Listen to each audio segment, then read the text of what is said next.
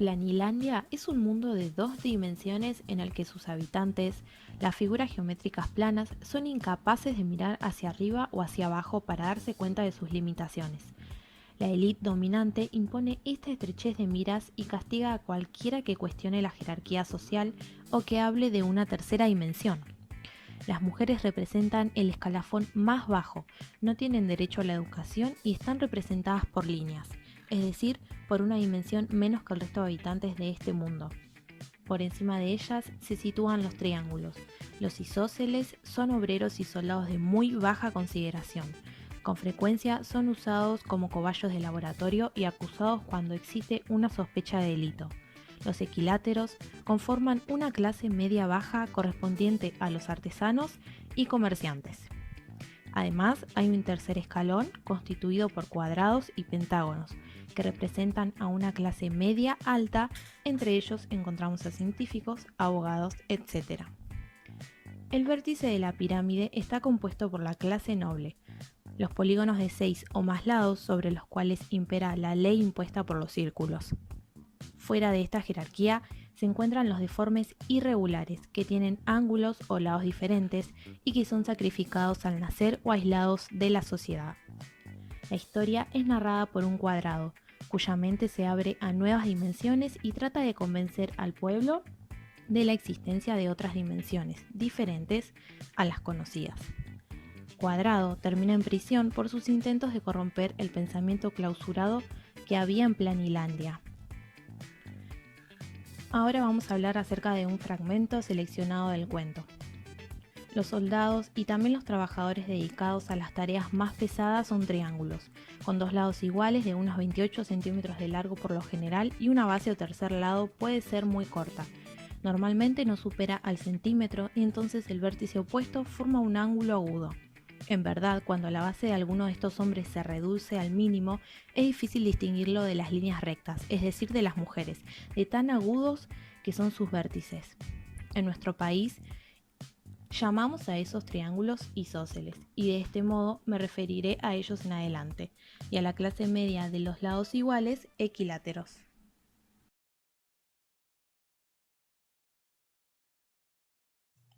Muy bien, lo que haremos hoy será construir un triángulo sabiendo que uno de sus lados mide 5 centímetros.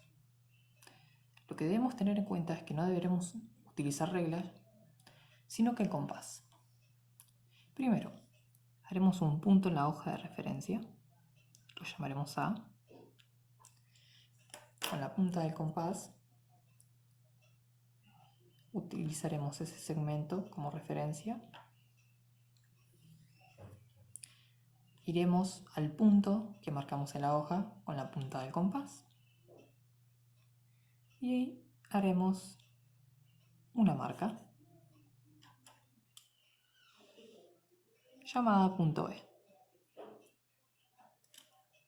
Uniremos el punto A hacia el punto B formando el segmento AB.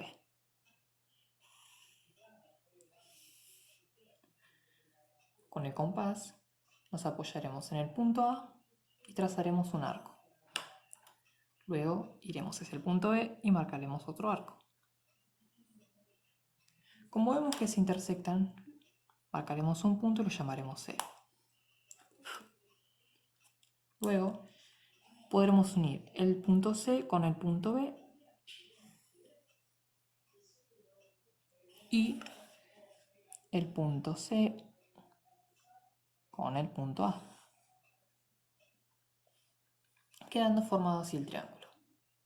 Ahora bien, una vez que quedó construido el triángulo, debemos verificar si efectivamente todos los lados miden 5 centímetros. El lado AB mide 5 centímetros. El lado AC mide 5 centímetros.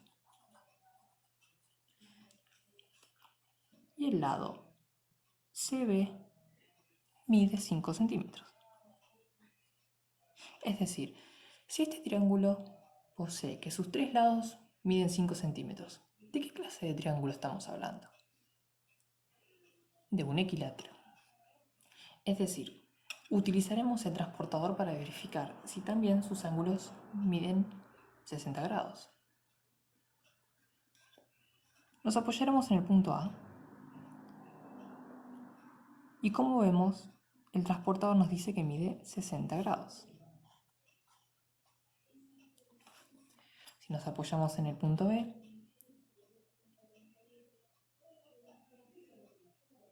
veremos que este ángulo también mide 60 grados. Y si nos apoyamos en el punto C, efectivamente también mide 60 grados. Es decir, todos sus ángulos miden 60 grados, es decir, sus ángulos son acutángulos. Y la suma de sus ángulos interiores miden 180 grados. Como sabrán, los datos que nos puede dar un enunciado a la hora de construir un triángulo pueden ser distintos. En este caso podemos ver que tenemos un segmento de 4 centímetros, uno de 2 centímetros y nos dice que tenemos un ángulo de 120 grados que es comprendido entre los lados, es decir, que es el ángulo que va a estar entre estos lados. Bien. Muchos enunciados nos dicen que tenemos que usar regla no graduada y compás. Regla no graduada es la regla que no tiene los números. Entonces, vamos a construir. Primero vamos a hacer un punto de referencia. Bien. Y ahora, con el compás, vamos a trasladar la longitud del segmento que vamos a utilizar como base. Por ejemplo, yo voy a trasladar la longitud del segmento de 4 centímetros. Me apoyo en el punto de referencia y trazo. Entonces voy a hacer acá una marquita en el arco del compás y con, por ejemplo, una regla voy a trazar la longitud.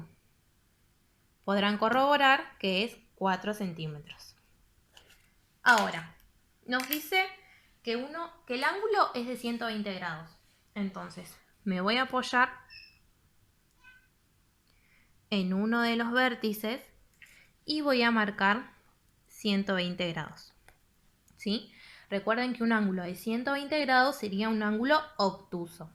Así que vamos a marcar en este sentido y no acá. Ahora trazamos.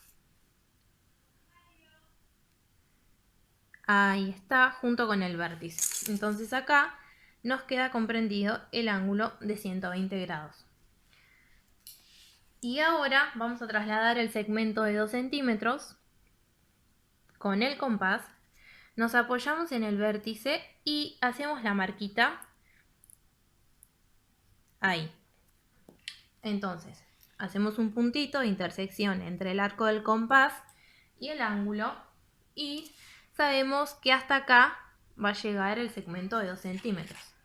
Luego unimos ese puntito con el otro de la base y ahí nos queda formado el triángulo. Por lo tanto, este va a ser el segmento de 4 centímetros y este el de 2 centímetros.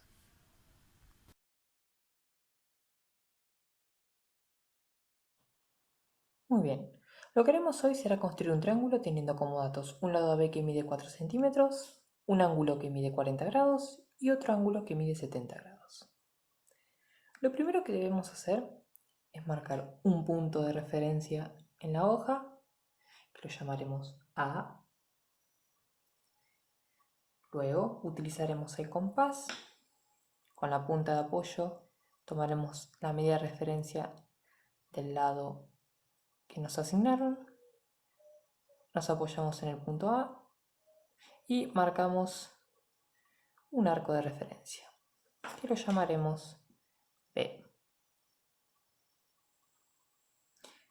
Con una regla medimos desde el punto A hacia el punto B, comprobamos que mide 4 centímetros y unimos, quedando formado así el segmento AB.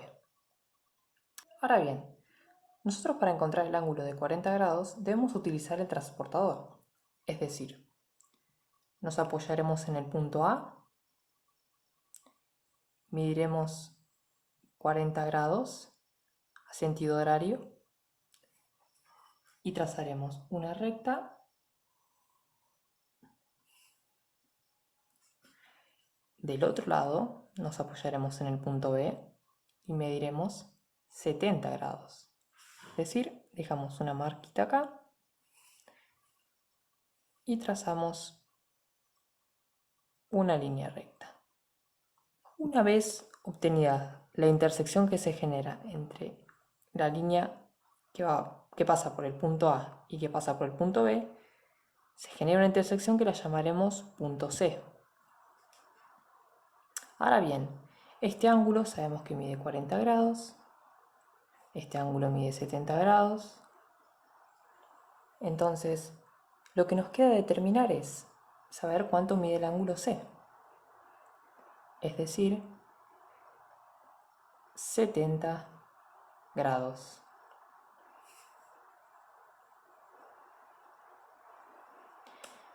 Este ángulo mide 70 grados debido a que la suma de los ángulos interiores siempre debe medir 180. Pues ¿cómo? Hacemos 70 más 40 nos dará 110.